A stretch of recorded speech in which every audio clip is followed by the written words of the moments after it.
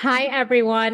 Welcome to episode 16 of Your Life Projectized. Today, I have another special guest.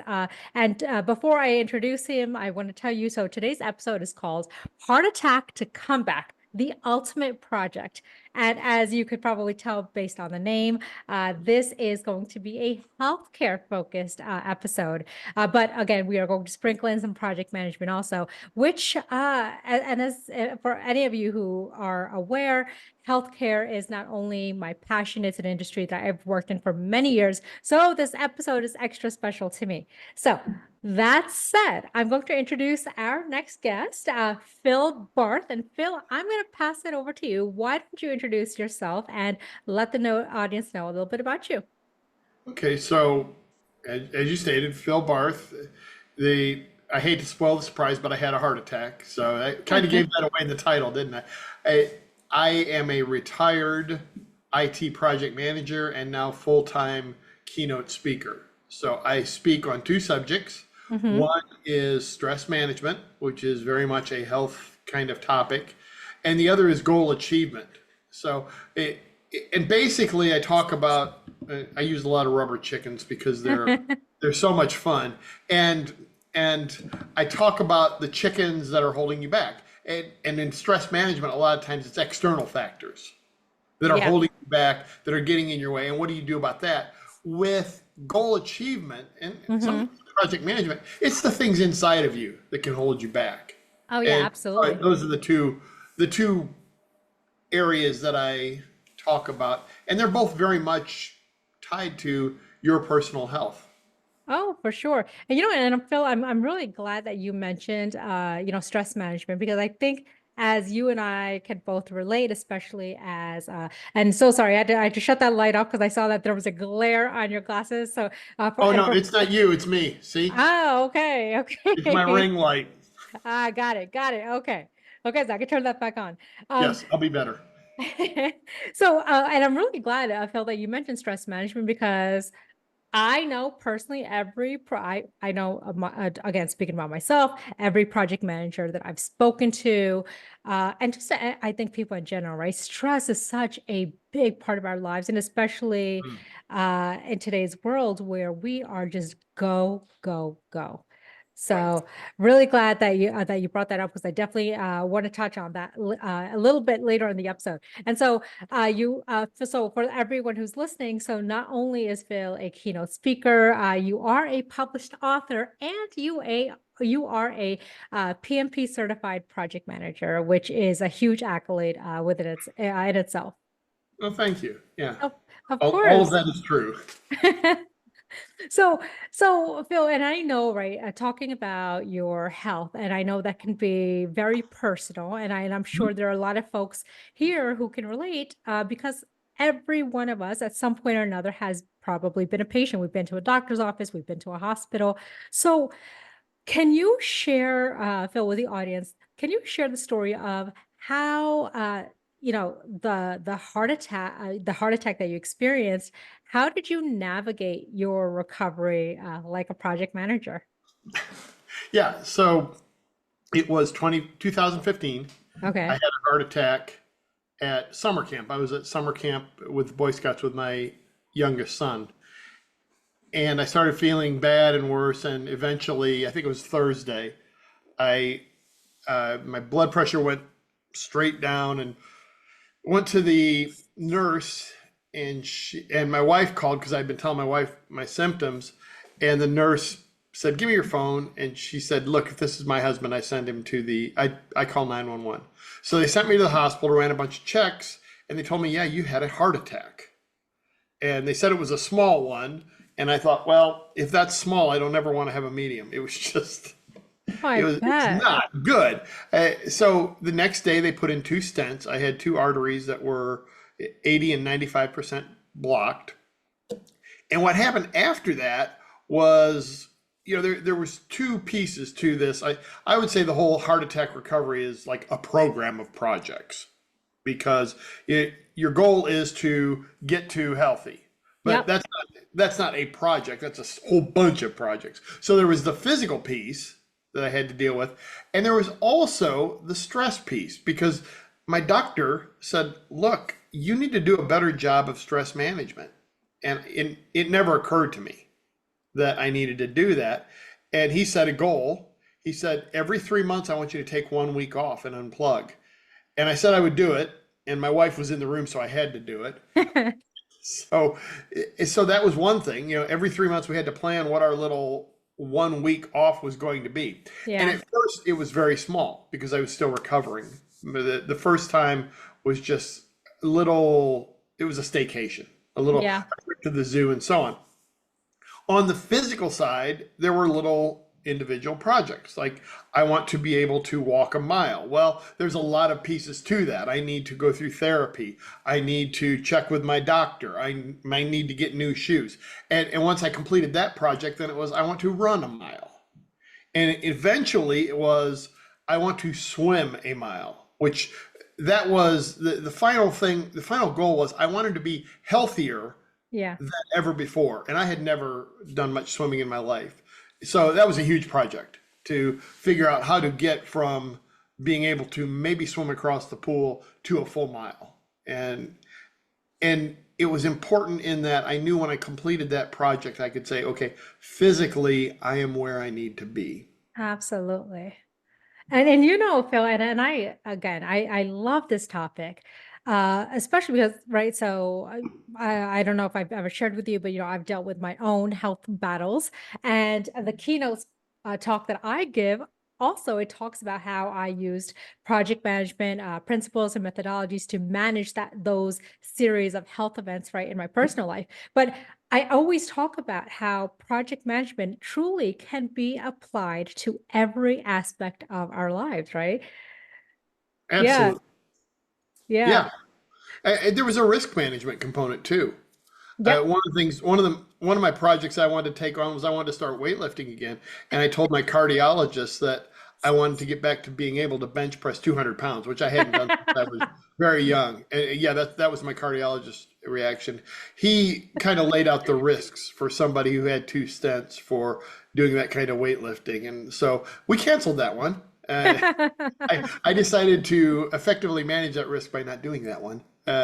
But yeah, and I know you and I have talked out in Las Vegas when we first met about your health challenges and mine, and yeah, project management principles are the way to handle those things.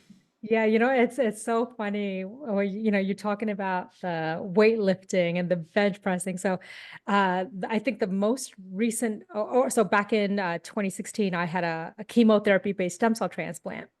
And Hmm. which is right, it's very intense. And I told the doctor, or it was a hematologist, I told my hematologist at the time, I said, so after this, I have a goal. And he said, well, what's that goal? I said, within a year, I want to compete in my very first bodybuilding competition. And he smiled and he said, how about we take a break and maybe ease into it slowly. I will be the first to say I can be a bad patient at times in that I'm very uh fiery and I'm not combative at all, but when I want to do something, I want to do something. So Sure. so yeah, I completely relate to that. But you are such a good patient. You Well, listened. in that case, I had a lot of respect for my cardiologist, and when he outlined what could happen to a heart, I was like, okay. So, did you do the bodybuilding contest? I did. I did. Awesome. I did. I got a trophy. So it was my very first bodybuilding competition. I got fourth place.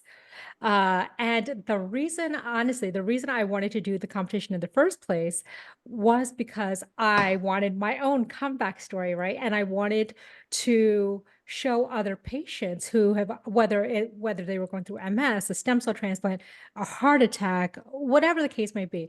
I wanted to show them you are still capable of doing anything that you set your mind to. And so honestly, that is the reason I took the stage. That is so cool. That's awesome. Thank you. Thank you. And likewise, and eventually you will get to your goal as well of doing what did you say, benching 250? 200, and no, I don't want to blow out another artery. So That was I, probably smart. well, and he said there are other ways to gain strength, and that's exactly what I did. Sure. Yeah. So, I am all for pushing the limits, and I have seen people do incredible things. But when Yeah. it's when a medical doctor tells me this could kill you, I find and here's another way to get that same physical strength. I listened.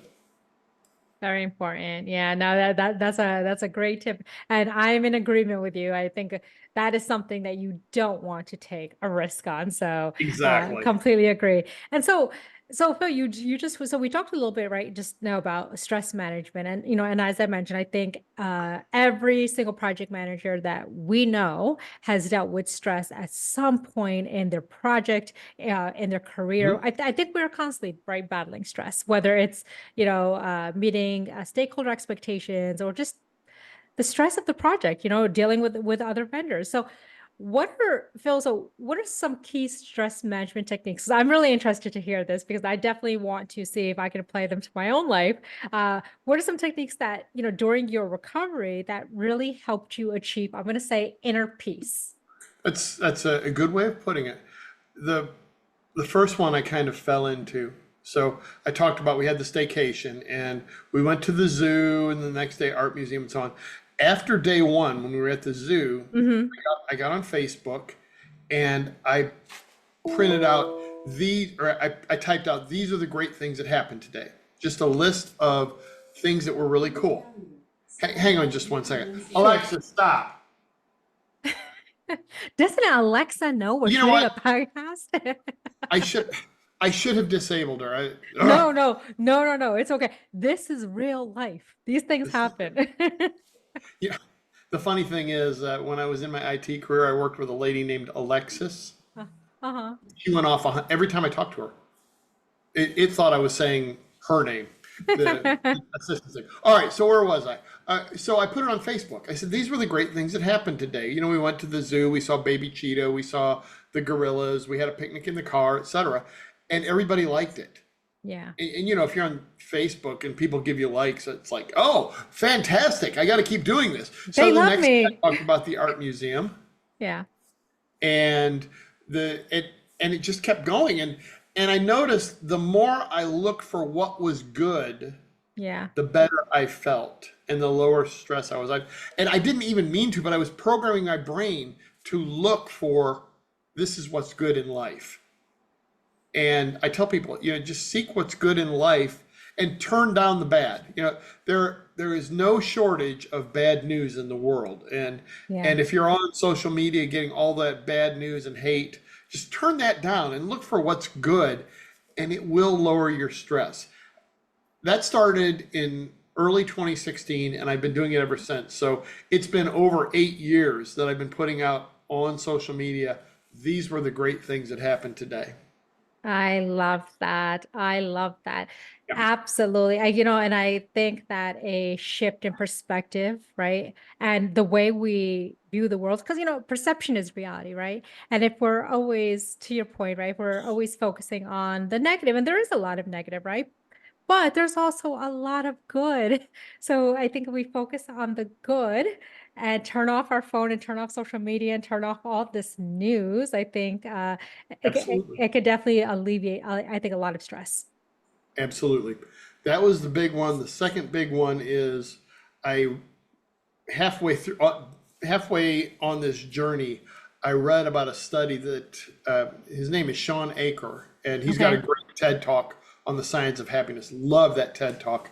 ACHOR for anybody who wants to see his TED talk. But he and his wife did a study on how people started their day. And so they split participants into two groups.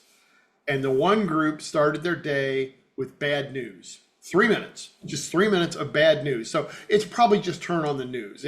I don't think they specifically found bad news to tell them. You just turn on the news, it'll be bad. Yeah. The other group started their day with 3 minutes of solution focused news. Hmm. At the end of the day, they asked the groups, how was your day? And the group that started their day with 3 minutes of bad news was 27% more likely to report having a bad day. Wow. So the way you start the day is really going, and 3 minutes is all it takes, is really going to set you up for success or failure. So I start every day, I call it ABCD. A is some positive affirmations. Mm-hmm. I'm going to make a difference in the world, just rotating positive affirmations. Okay, I'm up, I say them.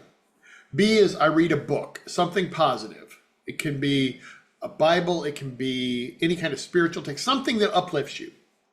I do that because if I don't read first thing in the morning, it doesn't happen. Yeah.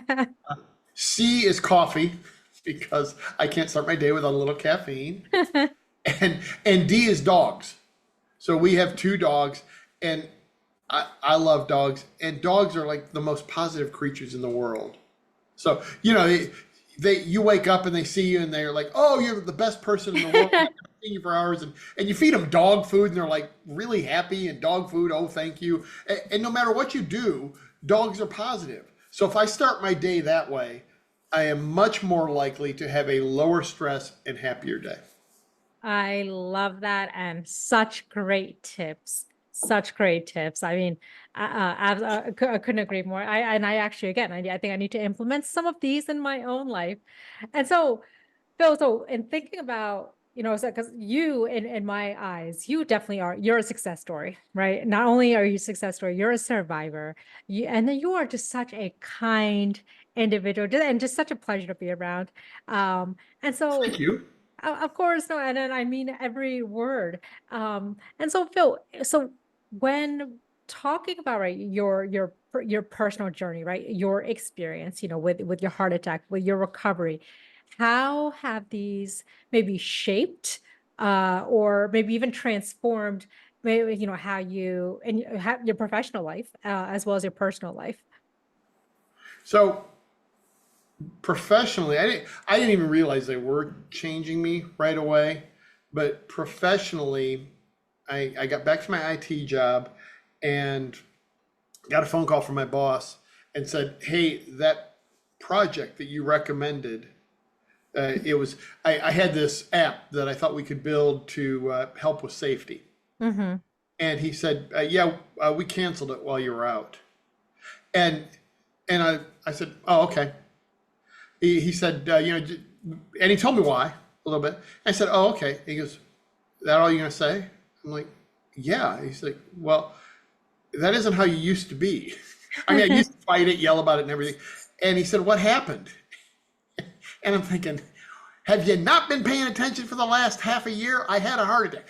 I just said, "Hey," I'm not going to say his name because what if he's watching? Sure, sure. I Yeah. said, I said, "Hey, Mr. Boss, the heart attack has changed my perspective.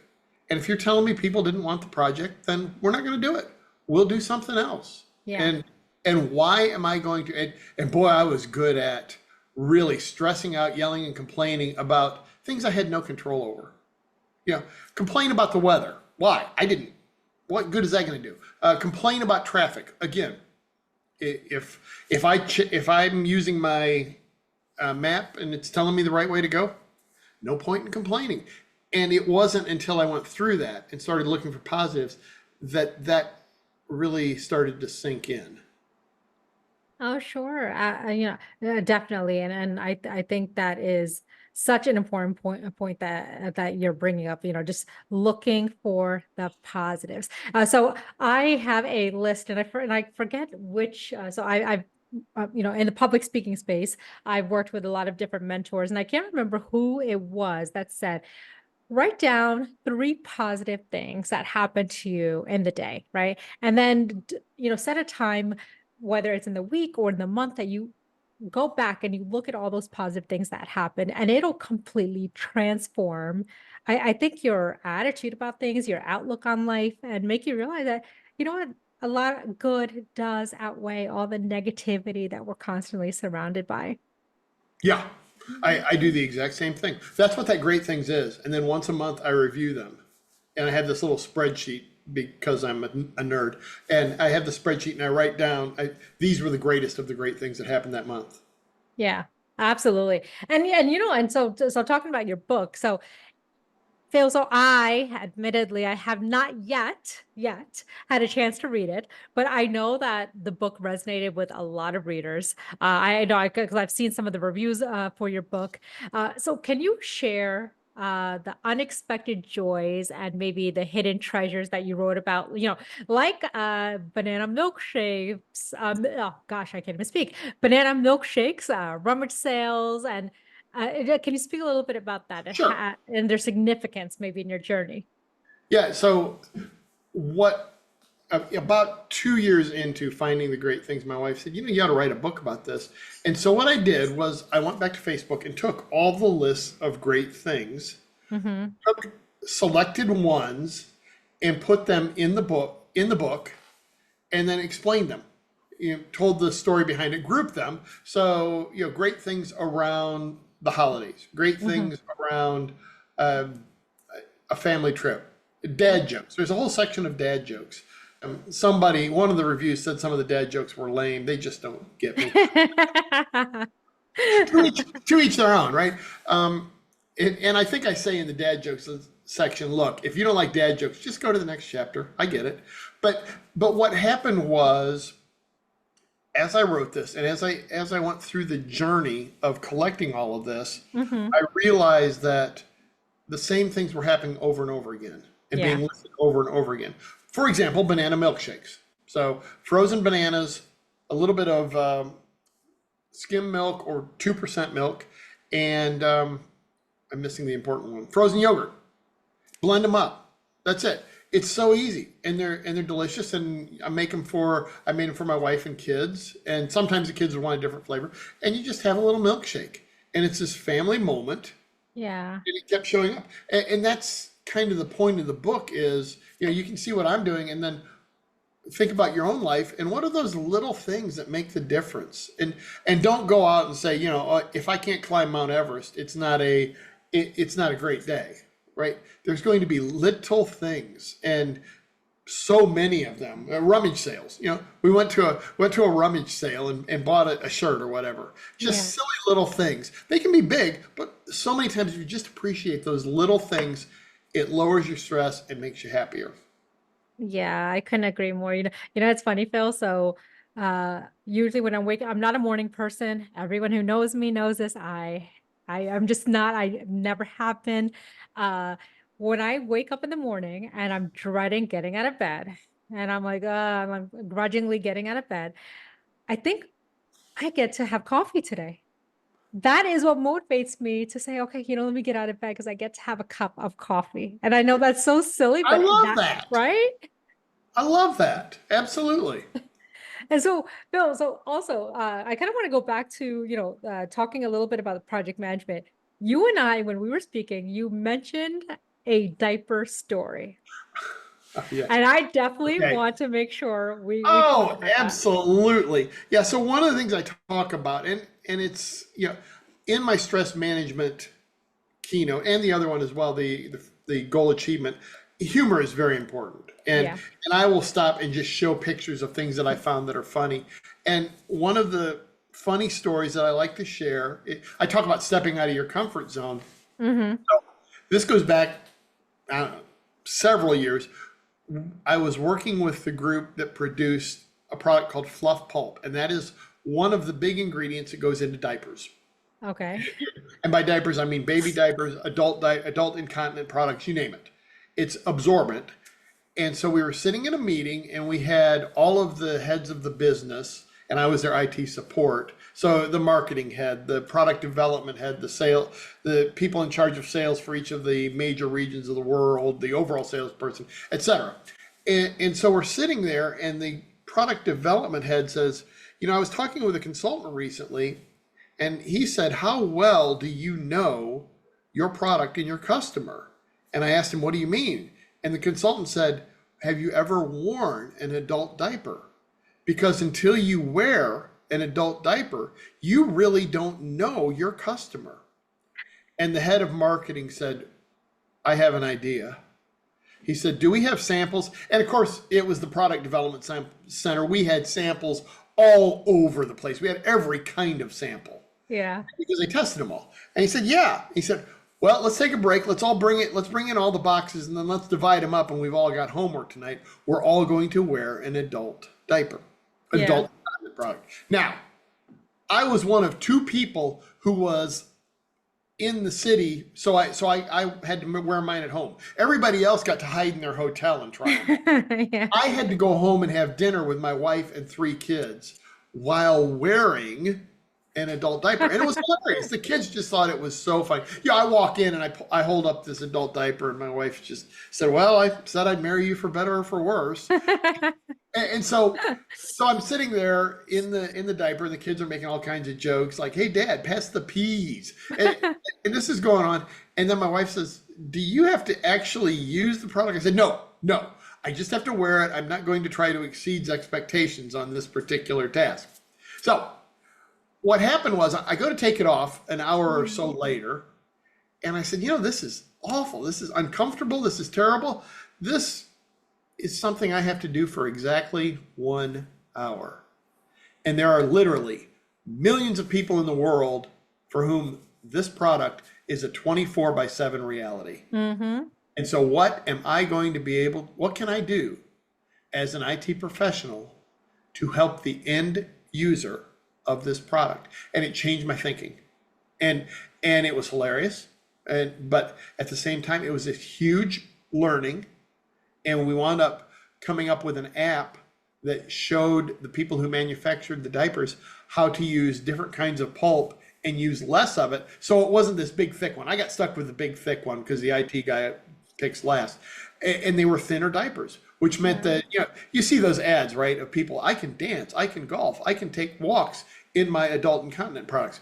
We were showing the manufacturers how to do that and how to improve the quality of life. And if you can step out of your comfort zone, learn things, and actually help another human with their quality of life, I think that's the best thing you can possibly do. I agree, and I love that. Absolutely love that. And Phil, you pointed out something that's so important, and something that I say often, to my teams, or I've said to my teams in the past, take off your manufacturer hat, take off your IT hat, and put on your user hat. Yes. How would you, as a user, would you love this product? Would you want to use this product? Is this product easy to use? Is it intuitive? Does it have kinks? And I'm like, and if your answers to the first few questions is yes, great. But if yes, the other answer is yes, it does have kinks. No, it's not easy to use. Then why would you number one, put that product out there, or number two, not consider making adjustments to the product for the end user? Exactly. Right? Yep. I think there's two types of companies in the world: those who are trying to make their end users' lives better, and those who are going to go out of business. Yeah. You have to be focused on helping that person live a better life. Absolutely, absolutely, and I love that sentiment, and I'm so happy that you mentioned that, and thank you again for sharing that story. That is hilarious. When I was going through my chemotherapy-based stem cell transplant, we had to also wear diapers, by the way, adult diapers, because you're not allowed to leave the chemo room. Right. So you can't leave the chemo room. I think not every, I know every facility runs different, runs their facility and their procedures differently, but I wasn't allowed to leave the room because I was going to be in that chemo room for, I think, 4 hours straight, if I remember correctly. And anyway, I had to put on an adult diaper, and I thought it was the funniest thing in the world. So that's why this story resonated with me so I much. love it. Yeah. And so Phil, so I know we're getting to like towards the end of our time together. Um, do you, Phil, so what advice, what I was going to say was, so do you have any advice, right, that you could give to, because you've already shared so many nuggets of wisdom, so much great advice, but if you could give advice to individuals and organizations that are struggling with stress, that are seeking personal growth, that are seeking to be maybe a little bit more resilient in, how they operate day to day, what advice would you want to leave them with? So we've talked a lot about it. One of my favorite things to talk about people about how to make time for what's important. Somebody, Gary V. He goes by Gary V. He does a lot of podcasts and things like that. Somebody asked him, "Give me something to motivate me to to do what's important. Hmm. He looked at me and said, "You are going to die." And we all are. So you don't know how much time you have, but take that time and make time for what's important. For me, I found out that, and this is so obvious when you look at it, at work, they will be able to replace you tomorrow and get by. Your family will not. So I had to prioritize my family. And if it's learning or growth, you have to take care of yourself. Uh, and so that's what I tell people is, hey, stealing the quote from Gary Vee, you're going to die. And when that happens, are you going to regret not spending more time at work or not answering every single email or whatever? Or are you going to regret not enjoying time with your significant other, your family, your dogs, etc.? Yeah, no, I appreciate you saying that because I think that is absolutely so important. I think a lot of us forget, right? Especially here in the United States, that we are a go, go, go culture, right? And like as I'm from the Northeast originally, Mhm. Jersey, uh, and I used to work sometimes 60-hour weeks. Mhm. And I often did not take vacations, right? I had accrued time off for PTO and I didn't take vacations because I had this mentality back then, right? I was a lot younger. I had this mentality back then that if they talk about the company, if they see that Parmjit's not going on vacation, Parmjit's staying here and she's making sure that tasks are completed and she's a go-getter, what I didn't realize is I could be all those things while still taking vacation, and I am replaceable. I mean, luckily I was never let go from the company, but I've been let go from other companies, and again, it just reinforces what you just said, right? That we are all replaceable, and so we need to make sure we take the time, spend time with our loved ones, spend time doing what we love, spend time Yes, doing the things that are important to us. absolutely. Yep. You only get so Yeah, much time. absolutely, absolutely. Well, Phil. Such a great episode. And so I usually ask my guests. So if when you were a little boy and you thought about what do you want to be or what you wanted to be when you grew up, right? I know you're a public speaker, keynote speaker. I know you're a project manager and you have so many different accolades, right? I couldn't possibly list them all on this call, but what would you have wanted to be as a child if you were thinking about your future? A baseball player. Really? Yeah. Um, I- and the fact that I wasn't that great at it didn't really ever enter my mind. It's like Yeah. I've always enjoyed the game, and so you have to find what you're skilled at, Hmm. what people value, and it kind of that intersection. And that's why I'm doing the speaking thing. I enjoy doing it.